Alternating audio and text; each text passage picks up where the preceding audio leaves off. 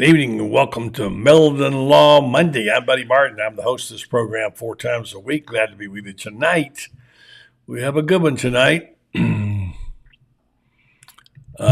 have a good one tonight. If my computer stops sending me messages already, of course. Hope you'll join us for the whole duration. It's always a good night. The HBC has spoken, and some people are wondering if it was too critical. Well, we'll talk about that. We'll actually talk to him.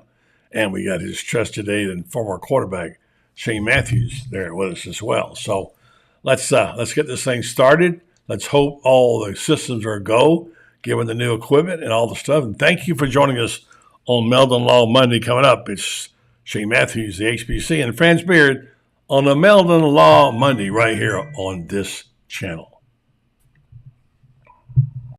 It's time again for Buddy Martin. Call him up and tell him what you're thinking, but be kind because he's doing the best he can. Better, stronger, faster. Mama says that alligators are ornery because they got all them teeth but no toothbrush. Hey, what if the voice calls while you're gone? Take a message. Bye. You ready, champ? I'm ready for this my whole life. I'm incapable of small talk. But that's why you love me, right? Kind of intimidating to be in the presence of so many great athletes.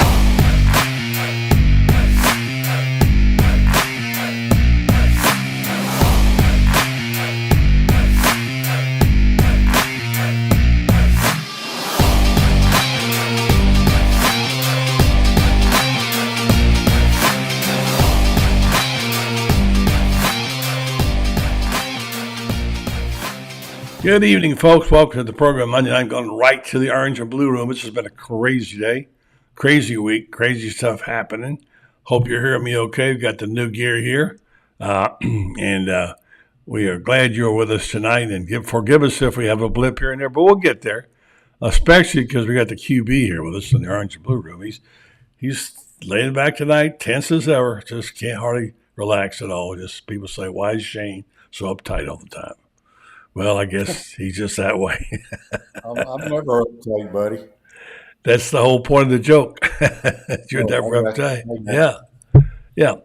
Where's your microphone, by the way? I'm not hearing you very good. Is it close by? You can't hear me? I can now. Yeah, better. Mm-hmm. Yeah. So here's where we start tonight. Before anything else, and we do have some, I don't want to say controversy because I hate to use that word like you're looking for clicks, but Steve Spurrier made some comments last week to an interviewer from Jacksonville, and those things have resonated to a lot of people. And people are saying he called out Billy, more or less. You know how it goes. You write one story, and then somebody else picks it up, and somebody else picks it up, and by before the fifth version, it's a raging controversy. But anyway, let's start right here. First of all, can we even do a talk show? And I'm sure you will do this if you didn't this morning. I didn't hear it, but we'll talk about it tomorrow morning probably. Do you realize just what happened? I mean, which is bigger? LeBron James hits 40,000 points. He's not even 40 years old yet. And Caitlin Collins passes the great Pete Maravich, an all-time scorer. Phenomenal. Normally speaking, we wouldn't talk much who, but Shane, how can you ignore that? Yeah, I'm a big Caitlin Clark fan. Me too. I've watched some of her games. I don't watch much women's basketball, but she's one of the best athletes I've ever seen, one of the best basketball players I've ever seen. So she surpasses pretty much everybody that's played college basketball, whether you're a male or female. Congratulations to her. She's got, a few more games left in her career, and then she's going to the WNBA. And she's fun to watch. She's outstanding. Yeah, it surely is a lot of fun. So all right. So just a new thing we got going tonight. It's called a super chat. Okay, now you've heard of it. One of the Brendan Martin things. He's got. Well, if you want a special comment, you can pay for it. And Terry Johnson has done that for $10. He has a super chat. All right. So he wants to make a comment. So for that money, we'll let him do it. But first of all, good evening to Terry and Dan Bond. And if you want to pay $100 to even Shane will answer it. Marcus Martin, Chris Highfield, Dan Boyd, of course, thank you for the comment, Dan Bond. Okay, so let's start right there with that. it seems like there's so much confusion in the air these days on everything from college football to you name it. I mean, here we're hearing now about the Big Ten and the SEC forming their own little conference. That's crazy. I mean, it sounds like Armageddon's coming to college football. But I know I'm with you, Shane. Just take it easy, relax, take a deep breath, and it'll all go away. I hope that's the case. But let me just say this. Here's the irony of this thing today. Who is the person who most represents Florida football right now? If you said draw a picture of Florida football, who would it be? Steve Spurrier. I mean, then just say, okay, think Florida football, who's the name? I mean, and who's there now? But you do a show with him. I'm just saying. Steve Spurrier was conducting an interview last week, and you've talked to him 1,000 times. I've interviewed him 1,000 times, and I had just talked to him that day. And this article came out, and by the way, it's nothing wrong with the article. Fournette did quoted him exactly right, and he did say some things that came off as partially critical. So today we talked, and I pulled up the comments, and we read them to him, and he didn't deny them. And we're going to play those comments here in a minute and just see what he has to say. So I would hate to see the day when all Steve Spurrier did was just become a PR guy for anybody or anything, including Florida football, because as you know, Shane, he's known for his candid comments. Yeah, but, his comments, I don't want to say were taken out of context, but I think so anyway, apparently what he said, Buddy, had something along the lines of he doesn't understand what's going on while we keep hiring all these people. Is that what it was? Yeah. Okay, so I hear what he's saying and I understand it because people have to remember Coach Spurrier did it his own way, a different way. He didn't have any analysts. He had his 10 coaches or however many coaches you had in those days, and he coached. And he went home after practice, and he went to the beach when it was an open week. Nobody else does that. And so, the Nick Sabans of the world would sleep in their office, or they wouldn't go home till 2:00 in the morning. So what does every other coach do in America? They're not going to let their coaches go home until Nick Saban says it's time to go home. So it's a copycat league. So he started hiring analysts. Everybody in America has analysts. And so I think people and Coach doesn't probably agree with that because I'm the same way. I don't know why you need all those people. That's what Billy wants to do. That's fine. But it's just the way he did things, and I think that's what he's talking about.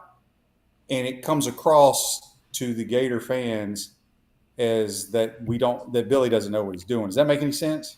It does. But I'm gonna read you something, and then maybe we'll play a little bite from Coach to get his exact. And by the way, he didn't back down on anything, but he did make those comments. Now, the word context you use is the key, and how you can do that. And I don't accuse the writers of making anything up here. This wasn't something they attributed to him he didn't say. He admits he said it. But it's how it sounds after you say it, and then after it gets picked up the fourth time, and the spin each person puts on it. Let me tell you what Matt Hayes. First of all, I'll say, it's no big deal. Here's what Matt Hayes wrote. A very fine reporter and writer. By the way, speaking of fine reporters, my heart goes out tonight to Chris Mortensen and his family. Chris passed away over the weekend. I've known Chris forever. Worked with him at CBS. He's a principled person. He's one of the best ever who did what he does in terms of information. And my heart's with his family tonight. And Chris, what a fine person he is. Passed away at 72, had cancer, and is gone. So RIP to him. So Matt Hayes says, I want you to judge this now. Number one, I don't want to get on a soapbox, but this isn't random criticism, another loud noise in the echo chamber that can be ignored. This is Steve Spurrier talking about what he said, and he goes into what his comments about. Let me play you just a little bit of this bite of the Spurrier interview. And when Spurrier says this, and it just has more impact when he says it. So let me get your thoughts on this, all right? Over the weekend, we had a little news coming in here and there, and people talking about what's going on in Gainesville and with the Gators and with the head coach. And a lot of information gets passed around. You wonder sometimes where it all comes from, and you wonder exactly how accurate it is. But one guy who's never backed down on what he said, that's as I've known him, is Steve Spurrier. The coach, there was some comments over the weekend that were attributed to you, which you didn't back down from. But I think you said you'd like to clarify these. You like me to read some of these comments first? Yeah, go ahead and read a couple of them. All right. So Billy Napier is a good guy who works his tail off. I like Billy, good family man, but we do wish the organization was a little bit more tidy. There's a feeling around the Gators of what the heck are we doing? There's a lot of questions that don't have the answers to. Okay. Did you say that? I probably did. What I did say is what most of the fans are saying. I think that's the bottom line. But go ahead and I may say something like that. But, nowadays, almost all of these SEC football programs have 40 to 50 or more people working there. I think we got 62. I think we got more than anybody. So that would drive me crazy. I just mentally don't think you need that many, but all the schools seem to have just about that many. So maybe that's the new thing nowadays. And if you got 60 or so and you're winning big every year, then no one would say a word about that, I guess. But anyway, that's just me talking about too many people around. But most schools have it, so maybe that's just the way it is nowadays. It does seem like it's hard enough to keep up with a 3-deep roster, let alone with a 3-deep roster and a coaches as well. I guess, like I say, so many nutritionists and strength conditioning. Of all the changes he's made, and by the way, this got a new guy in, the offensive line coach over the weekend. I believe his name is DeCoster, former Louisiana player. He'll be the other offensive line coach. So clearly now he's not going to have a special teams coach. I know we all have our opinions about that. What's yours? Yeah, I've done it both ways. We've spread out the special teams with actually the guys on the staff, not grad assistant coaches or anybody like that. But, our linebacker coach, I know Jim Collins, he had the punt team all the time. And I remember we were playing South Carolina back in, I think it was 2000, and they'd blocked 2 punts in a row on us. I said, Jimmy, do we have a fake punt? We were on our own 20-yard line. He said, Coach, the only thing we have is a punter runs around left end. I said, call it. And we were down 21-3. They ran around left end for the first down, and we went down and scored. And we scored 28 points in the second quarter to go up at halftime 31-21. And I think we ended up winning 41-21 or something like that. But anyway, our assistant coaches did it. And grad assistants helped out, of course, but they sort of had their name on it. And then other times I had a guy in South Carolina, that's all he did. So he was special team coordinator in charge of all of them. So he had all the sheets and the numbers and the players that are on. And, if it looked like it's 3rd and long, he'd have that punt team ready to go and things like that. So there's different ways to do it. But if you're doing it one way, it's not working very well. Usually you try to do it some other way. You also there you go. Here he is. Your assessment of that part of it. There's a little bit more we'll play later, but that's he's trying to clarify what he said. Nothing wrong with that, right? No, it's about what I mentioned because he did it different than everybody else. His thought process is, I don't understand why they're doing it. I kind of feel the same way because I know you need some help in today's world, but if I was a head coach at a major university, I would have my 10 assistants or 12, whatever it is, and I'd probably have 10 analysts. That's all I would need, just to take some responsibilities, mostly in recruiting and breaking down tape off the responsibility of some of the other coaches. But hey, it's the going thing, Like I said, coaches sleep in the office. All these other coaches think they need to sleep in the office, but Coach Spurrier, he and his staff never did it that way. And as he said, if you were winning, nobody would question any of it. Yeah. Well, there's a lot to be fixed. Sure, we'll stay tuned for that. And he didn't back down on anything he said. So, yeah, I probably said it. So it's always refreshing to hear that. Let me shift gears on you. Let me do a quick commercial and then come back. I want to ask you about this. You're very cool and calm, and your heart rate is always real low. You never get excited about anything. But there seems like there's so much stuff being stirred up now about college football. It's hard to understand. I don't think the average person can really grasp what's going on. I know I have a hard time. You and I have a hard time keeping up, and we're in it every day. And there's a lot happening which is confusing. And now we hear about this idea, and you've heard about it, I'm sure you probably even talked about it already, the Big Ten SEC meeting they started last week, talking about getting together and making sure that all their key teams get in the playoff. I don't know. It's confusing to me. I don't know about you. I want to get your comments when we come back after our comments from Meldon Law Monday. Jeffrey, you do a show where you ask a lot of questions. I've got one for you right now, okay, regarding how do you know whether your case is being handled right and what to do about it. In medicine, you can get a second opinion if you're not satisfied with the doctor's opinion that they have. And do you have that in law? Can you do that with lawyers? Yeah, buddy. As a matter of fact, we get quite a few calls from folks that have signed up, particularly with the big box law firms that they do a hell of a good job of putting ads on TV. But after that, they don't really measure up to the way we try to create a client experience that's outstanding. And we're always willing to review a case and give a second opinion, just like with a doctor, because not all law firms are created equal. I guess that's the normal thing. Just go to Meldon Law, Google it, and find out, and just give them a call.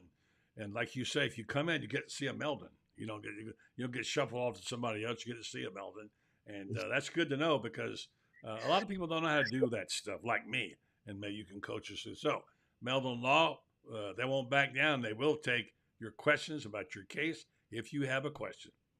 Yes, whether it's a new case or an existing case, give us a call. We'd be glad to go over it with you. There's no charge to review your case with you. And a lot of times it makes good sense just to get a second opinion. Good stuff from Meldon Law. They don't back down, but they will give you a second opinion. Thanks very much, Jeffrey Meldon. Our audio is really high here for some reason. We can't figure out why, but it is. All right, let's see what we do here. Shane, are you there? I'm here. Okay. All right, let's get back to the subject of, let me turn this audio down. It's awfully hot at the moment. That seems to be the bane of my existence, audio. All right. This conference thing, it's, again, so much complication. And we're in the business of trying to explain this stuff, Shane. I'm not.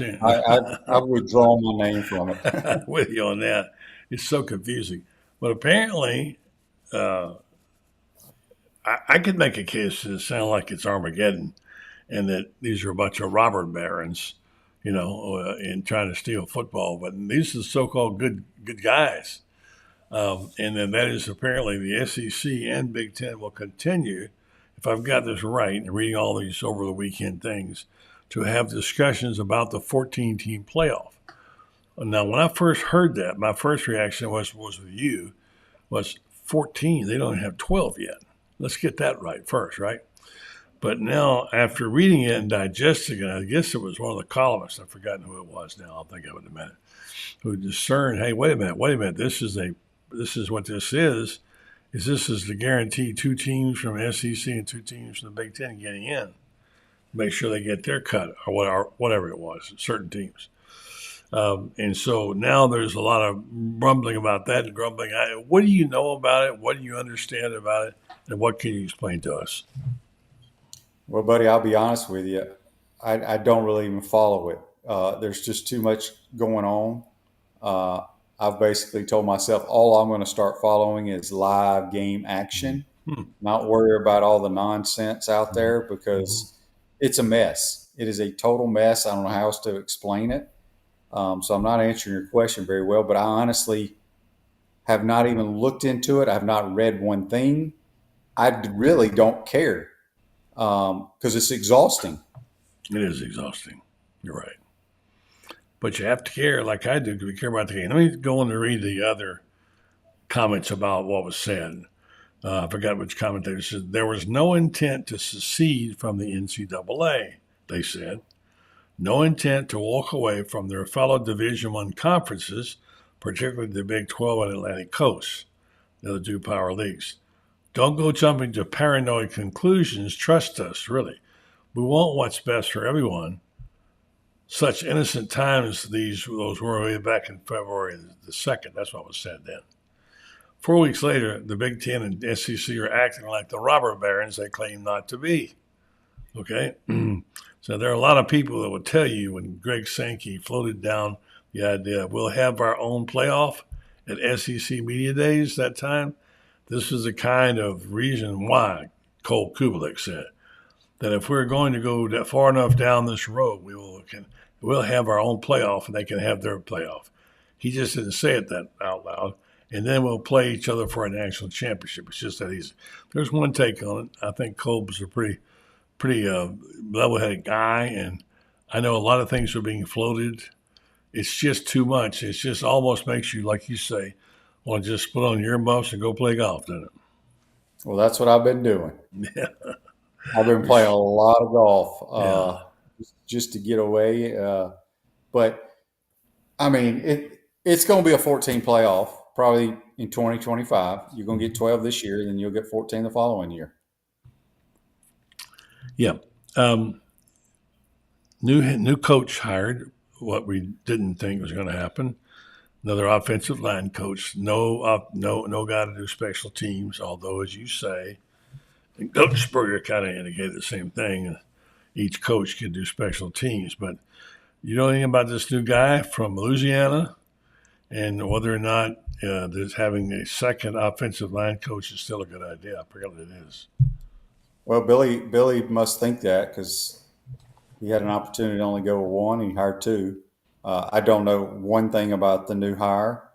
Like I said on my show today, the negativity is over the top right now with the fan base. Mm-hmm.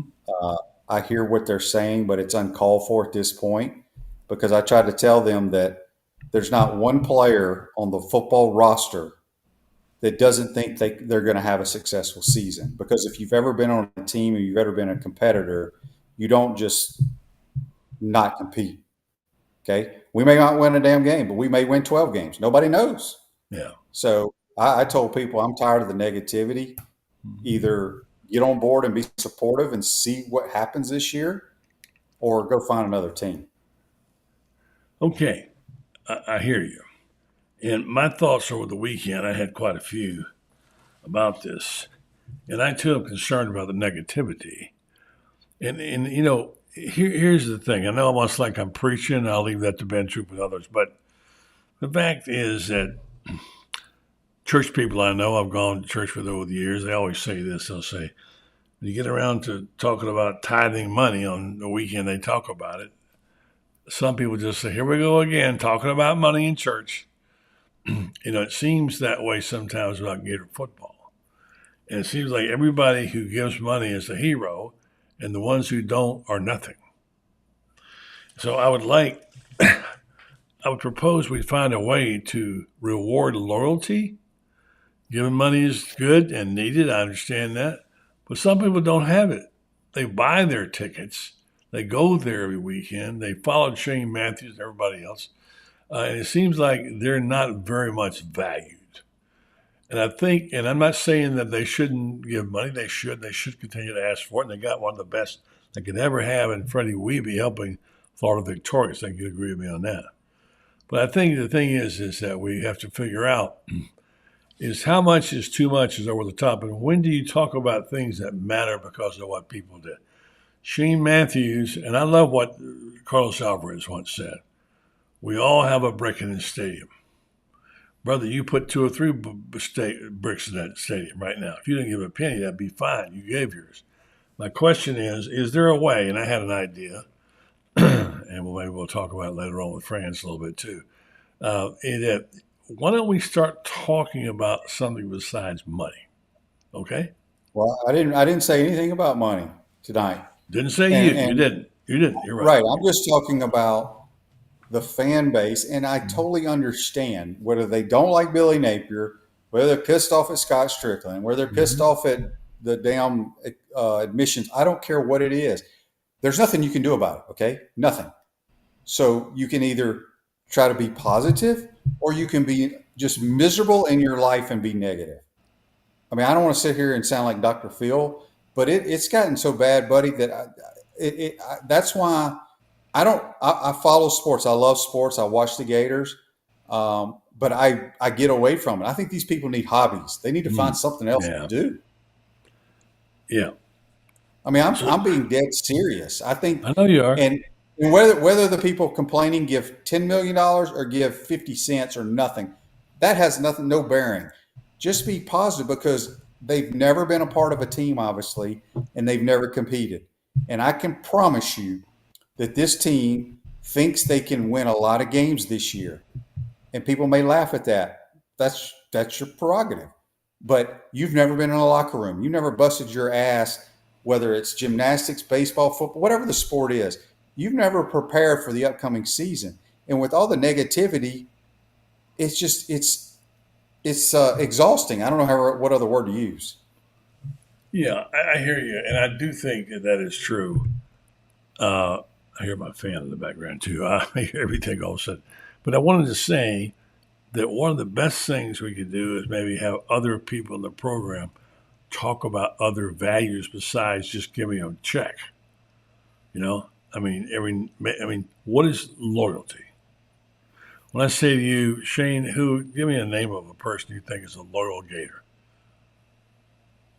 Can you think of anybody? A really loyal Gator. A well-known person, or just a? It could be anybody. Could be the washerwoman. I don't care.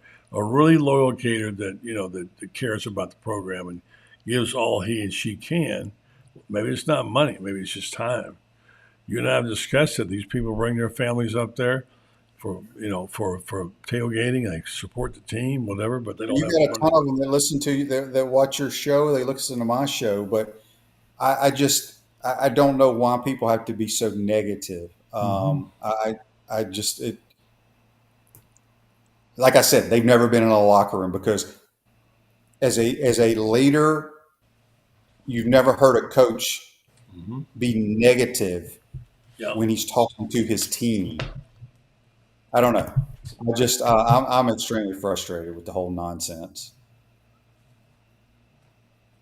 Are you there, buddy? I'm here. I got to turn off this fan so I can hear. Yeah. Well, define to Shane what negativity bothers you the most. The nonstop complaining. Okay, so for example, I mentioned this on my program today. Somebody sent me something that they saw. I don't know what. It was on some social media. Florida Victorious did some type of survey. I don't even know what was on that survey. I don't either. There was like 270 comments at the time the person sent it to me. And they go, look at these. You're going to laugh. I clicked on about the comments and only read about 10 of them. But you know what 90% of the comments were about? What? Hiring a freaking offensive coordinator. Okay? And that right there shows me that these people have no clue at sports, because the offense was not the problem. Okay. Fair enough. So it's comical, because I don't know. I mean, look, I have my opinions. You have your opinions. The people that listen to this program have their opinions. But again, by bitching and complaining, what does that get you? I'm just asking. Well, but it does. You do vent your frustrations, and Shane, you have them too. I have. I don't sit here constantly on a daily basis. No, you don't. But why do we hire two offensive coordinators? Yeah. Why do we didn't hire an offensive coordinator? Look, folks, you're not in charge. You're not in charge. Go worry about where you work. Worry about your family. and let Gator football take care of itself. If you don't win any games, you don't win any games. If you win, then celebrate. I just don't understand it. Yeah. Well, here's the deal. What Coach Spurrier said is being cast as being critical as well. Right, but I explained to you Coach Spurrier's thinking in that, and he even mentioned it. Everybody now has 50 to 60 analysts. He doesn't believe in that.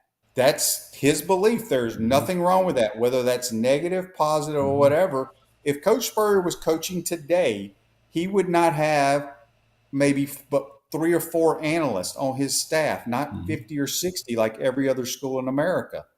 That's his belief. It's just like I mentioned at the beginning of the show. He didn't sleep in the office. He made his coaches go home to their families. He coached different than every other coach. And I think the same way he does, probably because I played for him. Okay. Francis in the orange and blue room. We're going to tee up the rest, some of this other comments by Coach Spurrier. You listen to it, and we'll get Franz back here with you. Shane Matthews, don't forget, every morning it's going to be your list, required listening. Brought up with Matthews. All right, here's the rest of what Coach was saying regarding his comments. Jeffrey, you do a show where you get asked a lot of questions. I've got one for you right now, okay? Over the weekend, we had a little news coming in here and there, and people talking about. He had all the sheets and the numbers and the players that are on, and if it looked like it's 3rd and long, he'd have that punt team ready to go, and things like that. So there's different ways to do it. But if you're doing it one way, it's not working very well. Usually you try to do it some other way. You also said, we've had some issues on our special teams. Yeah. Our defense has had some issues. Heck, I think we finished, 11th in the SEC last year? Is that right? I believe that's correct. Well, I mean, when you're in the bottom half of the league in total defense, it's hard to win. So and most of the hopefully fixes, we can make some corrections there and Yeah. hopefully get that helped out quite a bit. But that's all I was saying, pretty much things that the fans have been saying. But that doesn't mean we can't correct it. We got another year coming up here, so teams can get better or worse. Hopefully, our Gator team's going to get better this year. I think the other part of that final comment on that quote, there's quite an extensive quote from you in the article from Gene Frenette, the Times Union, and I think other people picked it up. At this day and time, one person writes it and 15 pick it up and write it. That's how it goes. It says, just because you hire the most people doesn't mean you're going to win. All these extra people, I question how much that really helps. That came from Nick Saban, didn't it? The whole thing. I don't know. Well, he wasn't the first one to start hiring all these analysts? Yeah, I think he was. I think he was the one that started hiring all the extra guys to help out in the office and this, that, and the other. Mm-hmm. All right. So finally, the other thing you said, we talked about the concept of play for pay, and I know nobody likes it except those getting paid. Was talking about the fact that just because you got one quarterback making $1 million doesn't mean you're going to win championships. You see, it's about a team believing in each other. I hope the guys around Graham Mertz and DJ Lagway are getting their fair share of NIL money. As a coach, you don't just have your balance to balance your guys athletically. You got to balance them financially. Now, there's a thought for you. Yeah, that's obviously we didn't have to worry about that back in the 90s. But you do have to be concerned about that. And maybe our linemen, offense, defense, maybe they're getting their fair share. I don't know who gets what around there. We know our quarterbacks are getting $1 million, I guess. Is that correct? Isn't that what you hear? Oh, more. Yeah, more. Okay, Most maybe of more than $1 million. Yeah. But, at some point, I know Texas A&M and Miami was really big spenders the last 2 years or so, and they've not won big. So who spends the most money doesn't guarantee you're going to win either. But certainly you got to have top talent, certainly. I think about the story you told. All right, so there you are. Let's bring friends into this and get your guys' comments. Shane, any additional comments that you got there about that? No, I mean, I believe a lot of the stuff Coach says. I mean, that's how I've been feeling for multiple years now. Evening, Shane. Good evening, friends. Hi, Shane. How's it going, bud? Doing good, friends. How are you, my man? Oh, it's another day in paradise. Well, let me just tell you guys, I want to thank our friends at TitanMRI.com for sponsoring this program. North Central Florida's newest premier independent diagnostic testing MRI facility. Let you know, Titan MRI now open and serving the greater Gainesville and North Florida area, focused on you, the patient, having a great customer service experience. So check them out. Go to TitanMRI.com and find out how you can make your own schedule. And no insurance, no problem. You can do cash or card. TitanMRI.com. Friends, we're hearing a lot of criticism these days. And now the old ball coach, excuse me for saying that, he would kill me. The head ball coach kind of accidentally got in the arena with some comments that were passed around today. Did you hear any of them, and what were your comments and thoughts about that? I heard him, and I didn't think anything negative of them. He made one comment in there that kind of explained it all. He said, our defense hadn't been too good. Well, guess what? It hasn't. I heard what Shane had said earlier too about, offense wasn't the problem. It wasn't. I think that this whole move with Russ Callaway is to gear up to where the offense is going to go, not this year, although some of it will be this year, but next year when DJ Lagway comes in with a whole different skill set. When he takes over, a completely different skill set than Graham Mertz. Certainly the passing is still there, but he brings an element of running and sprint outs and things like that, run pass option, that you don't get with Mertz. Offense hasn't been the problem. We've scored enough points to win. If we'd just gotten one or two more stops a game, we would be right now 19-6 or 20-5 instead of 11-14. So, I understand this, and look, you can. I don't know if having one more analyst makes you that much better. I think I think there's a fair number of analysts that you could get. I look in the NFL at coaching staffs, and Shane knows more about this than I, but some coaches are out there with some organizations are out there and they got 21, 22 assistant coaches. And yet you've got others like I read somewhere at Kansas City only had 12 coaches. Well, gee, they're doing pretty good last time I checked. Um, I mean, you can, there's such a thing as paralysis by analysis. And I don't disagree that you can have too many analysts. I mean, how many analysts is enough analysts? At some point in time, you're stepping on toes, and or else you're given the same information from too many sources, and that can lead to a lot of overconfidence too. Where there is dissent, if there's no dissent, there is no growth. So you better have some people out of those analysts that know how to say no and know how to say wait a second, etc. But I didn't read anything bad into what Spurrier said, but Shane has made the comment, and it's true. We got people out there who are just complaining about everything, and quite frankly, the guy that's going to make the people that are going to make the decision are Scott Strickland, the president of the University of Florida, and the board of trustees for the UAA. They're going to make any decision regarding Billy Napier's future.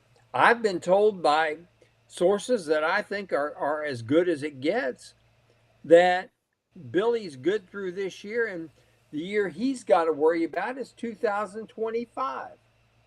That's what I've been told, and I tend to believe it.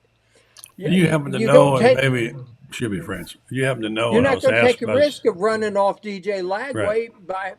by firing Billy Napier. Right. I was asked by Spurrier earlier, and Shane, you may know this, whether Billy has a 6 or 7 year contract. I thought it was 5. How many is it, Shane? 7. Do you know?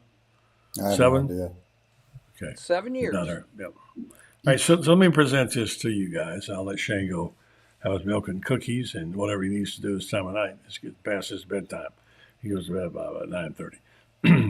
So here we are at this juncture. Remember now, keeping it in context, you had 2 losing seasons and a possible third one. It doesn't take it Well, hang long. on a second. Hang on a second, buddy. Yeah. There's that negativity right there. Well, I said it's not negative. It's true. It's true. There's no. Well, it's a possible that everybody's going to have a losing season. Well, but would you not say it's a better chance that Florida's going to have one than Alabama or Georgia? Because look at the numbers. I mean, look, I'm with you. Like I said, them dudes that are working their asses off every morning and in the afternoon, lifting weights, running, meeting, all that, they're expecting to win games. Good. And I like it. I'm hoping they win games. But yeah, I mean, you can look at the schedule. Like I said, embrace the schedule. It's hard as hell. Embrace it. But we don't know how hard it's going to be. And I'm not prophesying they're going to be a losing team. I'm simply stating what Vegas says. And like if you're going to buy stock, you want to buy one that's trending upward, etc. And I'm not saying it, nor do I wish it. I'm saying they've had 2 straight losing seasons. That's and now why there's such a critical need to have a winning year, or at least win half your games this year, because these kind of things begin to go downhill like an avalanche, and they're hard to stop. I've seen programs fall into that. I was told this morning by a person high up in the organization when someone says, well, Florida's broke. They're not broke. They're 10th in the country in terms of money, raising money. But this person told me, I know the inner workings, I can tell you, and it wasn't Spurrier. This thing will be turned around in 2 years. It'll be a whole different situation. I hope that's correct. Franz hopes it's correct. You hope it's correct. I'm talking about the Gator Nation. And am I a negative person? I don't think I am. Shane, am I? No, you're positive at times. You're negative at times too. I would say. Okay, so I'm kind of balanced, right? Yeah. It's like when Howard Cosell was named the most loved and most hated announcer in TV, and nobody's more positive than Franz. And Franz, if I'm wrong, tell me. But I think when you're looking at this, the odds, the way things are trending, people are easily disengaged when something goes wrong, right? I hate it as bad as you guys do. I don't like doing shows on negative topics. We'll talk about winning national championships and whatever. The fact is, it's an uphill climb. It's going to be a difficult time for the Gator Nation. What I'm about to say is not related to that, but my feeling is that the people in charge of the program need to talk about something besides money, because everybody gets gig. Give me money, give me money, give me money. And the thing I think of is I think about the Bill Feinbergs of the world, or the Augie Grinders of the world, or the Randy Briggs of the world. I talk to Randy for a half hour a day. Loyalty has to matter, not just the size of your check. And I think one of the things that's lost in all this is that loyalty is not being rewarded, and I wish it was. So that's my thought. You guys can crush me and say what you want to, and I'll let Shane go eat his milk cookies. Shane? No, I mean, I think the loyalty's not there in a lot of aspects in college football, not just with the Gators nowadays. Good point. I'm not worried about money. I'm like I said, buddy, look, you got to have money to buy the players and all that stuff this year. I get that. But I'm back to where I was at the beginning of the show, and I went off on people today on my show. The negativity needs to stop. There's not a damn thing that listener X on Twitter, my show, your show can do. All you can do is be supportive of whatever sport it is, whether it's softball, baseball, track, gymnastics, whatever it is. All you can do is be a fan. Can you be critical, have your opinions? Yes. But the negativity and just dwelling on stuff is not helping anybody. Okay, fair enough. Branch, close out the thought about negativity. We'll let Shane say goodnight. I'll give you the perfect example. Let's go through it. After the 2004 season in basketball, Billy Donovan had not gotten out of the 2005 season. Billy Donovan had not gotten out of the first weekend of the NCAA tournament in 4 years. And we had people in the Gator Nation saying Billy needed to move on. We needed a new coach because Billy Donovan was never going. He got lucky in 2000. He got to the Final Four, and he lost it.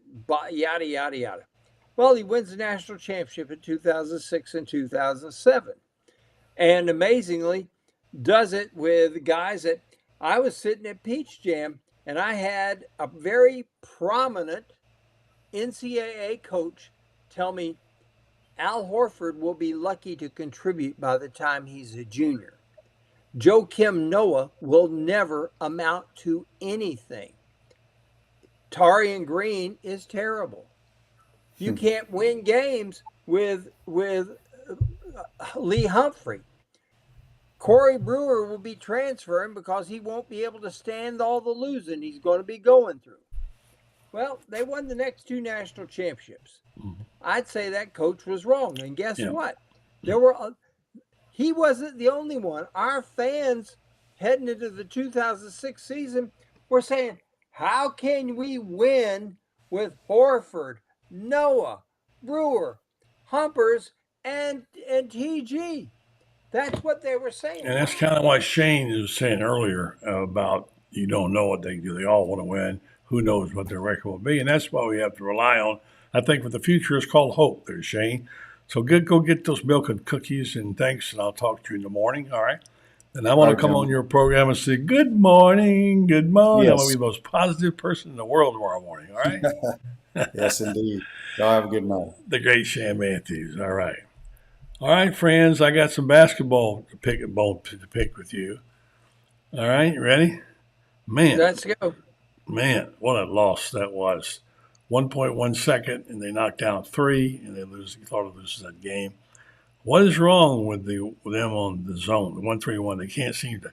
Here's the amazing part about it, is that Florida had dominated the boards, offensive boards. I think did not get a single offensive rebound in the second half. Got one.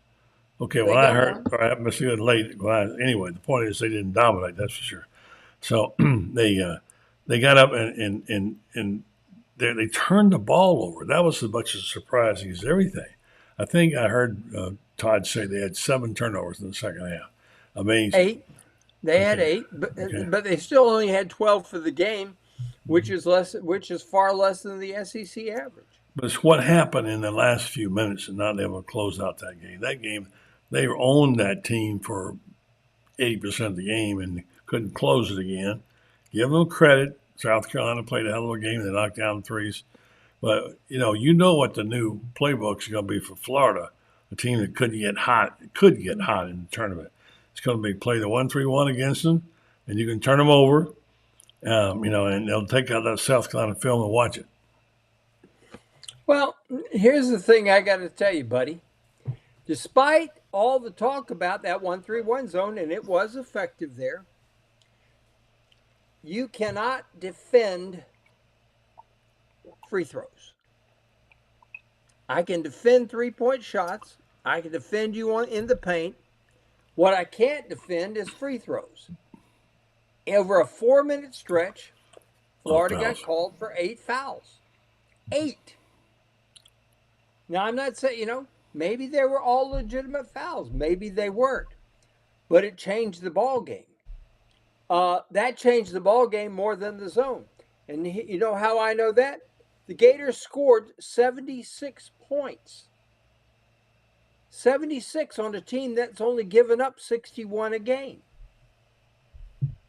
That's not bad. Now, do they need to work on the zone? Absolutely.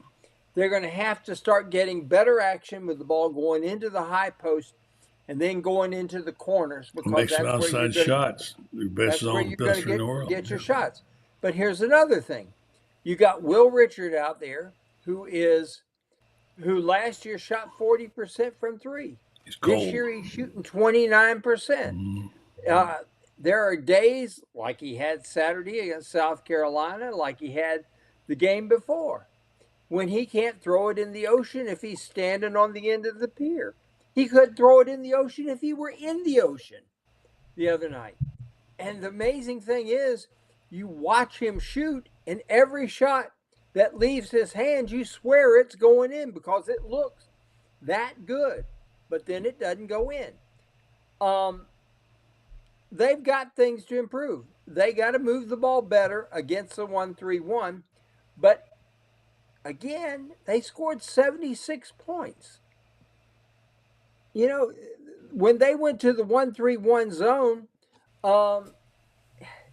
granted, they had issues with it. And some of the issues are easily corrected. Some of them, they're going to have a lot of work to do. They got a couple guys out there, and I'm not naming names necessarily, but they got a couple guys out there that really struggle when the double team comes, and they got a couple guys out there that it doesn't matter when the double team comes. And you got, when teams go 1-3-1, you better put your people out there that know how to make the ball move. If I have one real criticism of Todd during that time, I would have had Thomas Hawk in the game. Thomas Hawk against that zone, he has a best outside shooter right now.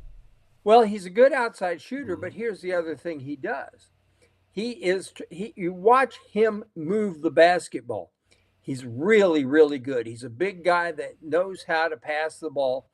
And I think, you can put him in there, run him up at the high post, and keep either Tyrese or keep Hanlogton down on the low blocks. And you can effectively stymie a 1-3-1. But you better have somebody who's a really good passer up there at the point. When I used to coach, I had an offense that was a base offense that we ran, one or two or three that we ran. That was a 1-3-1 set. High post, low post, two wings and a point. And we ran a 1-3-1 zone like it was just a man-to-man defense, and it was effective. And they've got, it's a matter, so much of it is a matter of they just got to make a couple of adjustments. What do we expect to see tomorrow night, friends? It's going to be interesting because Alabama doesn't like to play zone at all. They like a freewheeling game. The Tennessee slowed Alabama down. Alabama didn't slow Tennessee down. I think Florida will hit shots here that we didn't make up there. I look for Florida to win this basketball game tomorrow. It's going to be senior night. I hope the crowd I understand there's going to be some bad weather, so I hope it doesn't affect the crowd. We need a crowd that's going to blow the roof off the O-Dome tomorrow.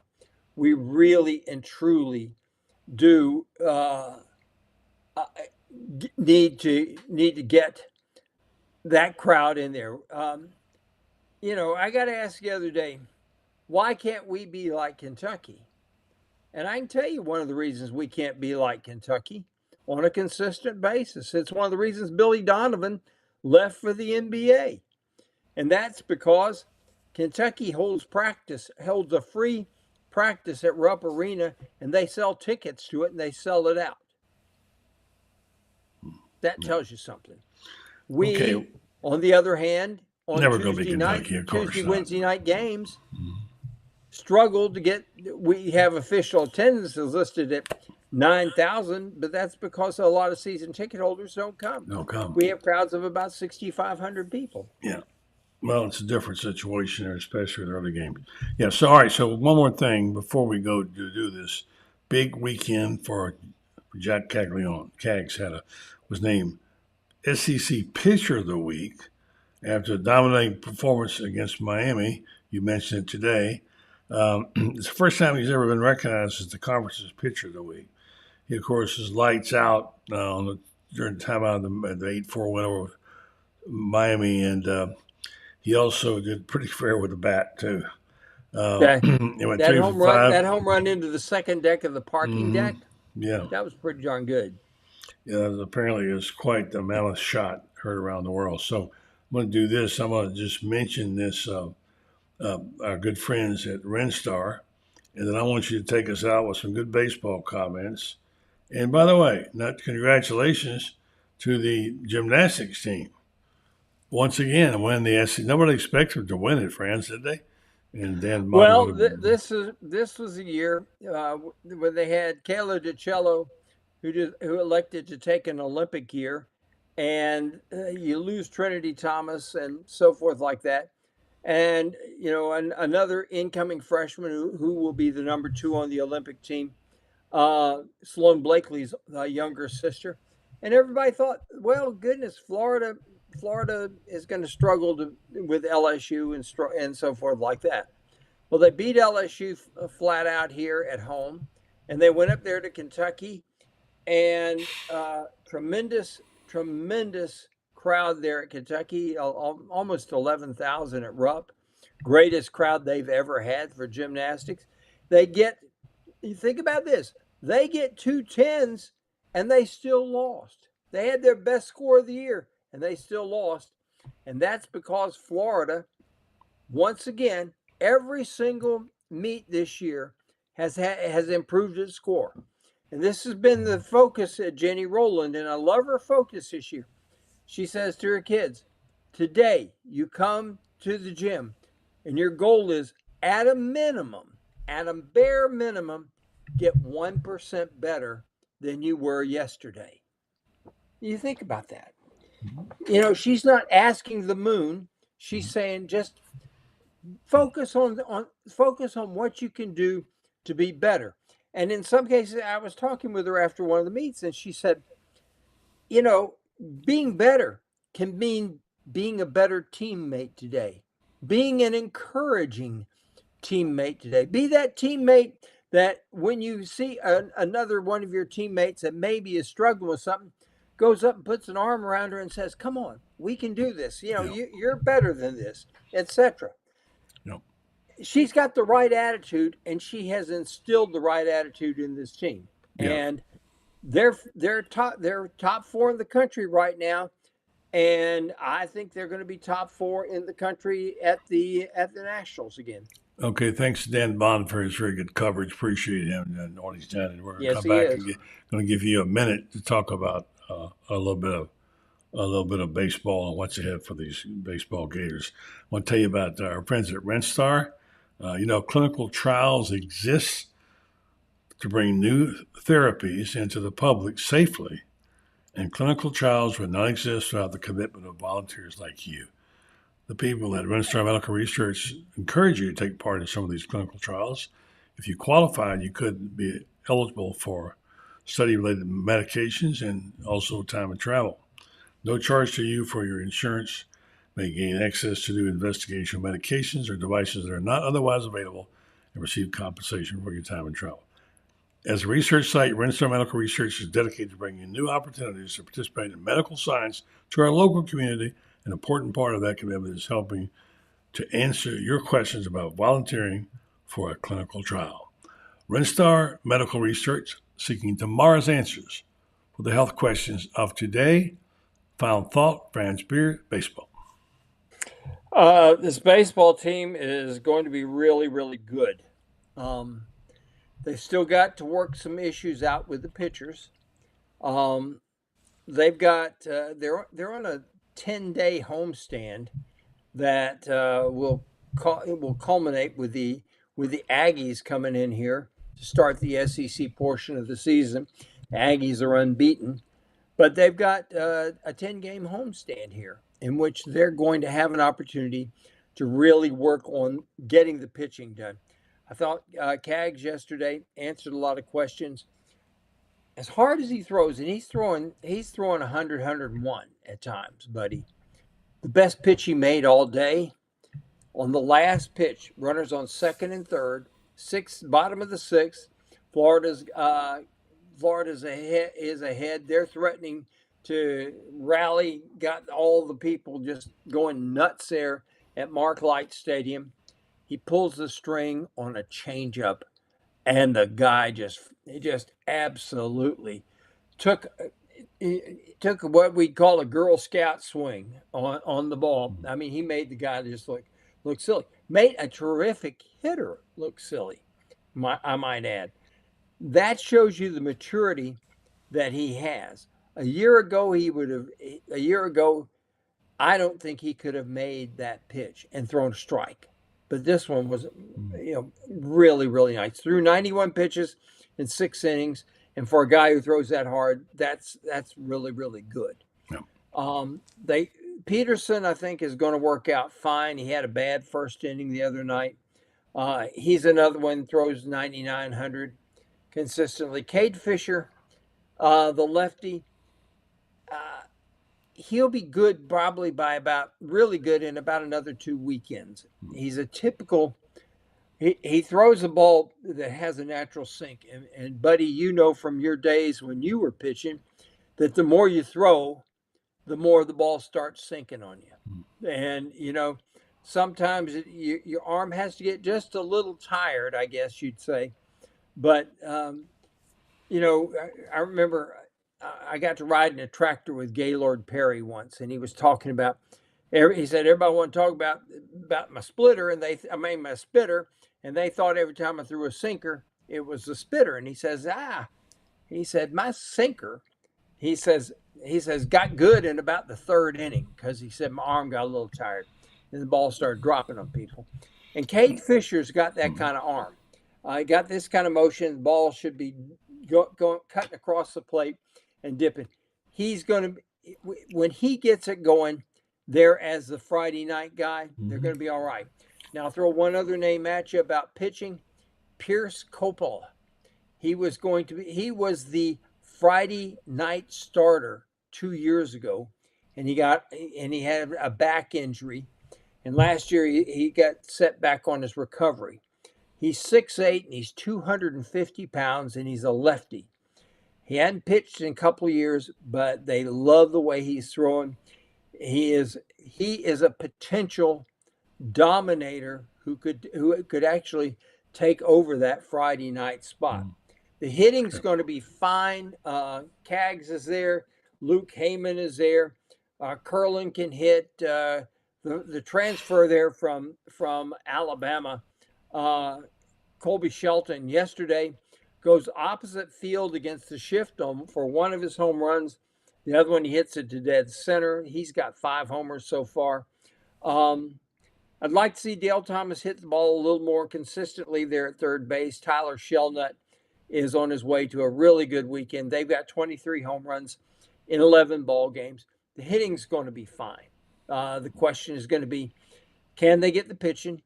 And you got to also, the midweek pitching has got to be a concern right now, because you got to get those guys. Those guys have got to get innings in, because the later you get in the season, buddy, the more you may have to rely on those guys to come in and get you an inning or two here and there. So, but all right. Kevin O'Sullivan, every year he comes up with really good ball clubs, and this one is going to be really, really good. It's going to be fun to watch. If you like watching home runs leave the ball yard, you're going to see a bunch of them this year. All right, really, really good. That's what Fran Spirit is, both here and in his articles. Be sure to check in. First of all, subscribe. Hit the smash button to subscribe to this program. And then go to GatorBaitMedia.com and check out Fran Spirit's column, which is the most popular thing by far on the site. He's on top of it like nobody else. Fran Spirit. Thank you, buddy. Have a good night. Hey, buddy. Yeah. Tell everybody and all of our fans, get out there, get people to the O-Dome tomorrow. This is a winnable game. We're playing for NCAA seeding. We win this, we get off that 8 line, and the 8-9 line is the worst line to get, because if you win your first game, you got to play number 1 in weekend and first weekend of the tournament. So all right, friends, for sure. Good stuff, man. Thanks, buddy. Appreciate you. Fran Spirit, one of the greats. I want to say once again, RIP to my friend Chris Mortensen, who passed away this weekend, his family. our thoughts and prayers will be with him. Great guy and a terrific reporter. So we'll miss you, buddy. All right, folks. Thanks to our guest tonight, Shane Matthews, Coach Spurrier. We'll have the rest of his interview tomorrow night. We'll have Scott Carter on. We have Rob Brown, and we'll have Lauren Meadows tomorrow night. Night off for David. So you have a good one, folks. We'll see you tomorrow night, same time, same station, right here on The Buddy Martin Show.